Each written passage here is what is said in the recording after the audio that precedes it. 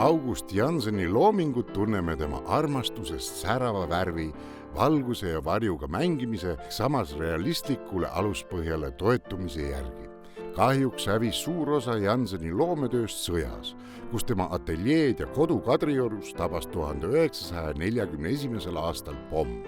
1945. aastal hakkas Janssen kavandama suurt pannood naised õuntega, mis esialgu kavandatud kujul ei realiseerunud ja seega on käesolev teos säilinud eraldiseisva meistriteosena, mida eksponeeriti kunstniku 56. aasta isikunäitusel Tallinna kunstihoones.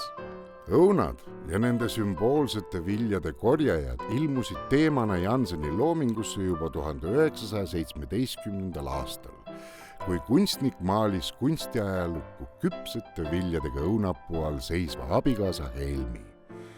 Peale sõja lõppu muutus Jannseni looming elujaatavamaks ning nii näeme ka suve idülli nautivate naiste nägudes kergendus ja rõõmutunnet. Mahlaseid õunu täis korvid on Janssen modellidel palunud asetada pea peale. Mälestus, mis oli talle jätnud kustumatu jälje Itaalia reisist.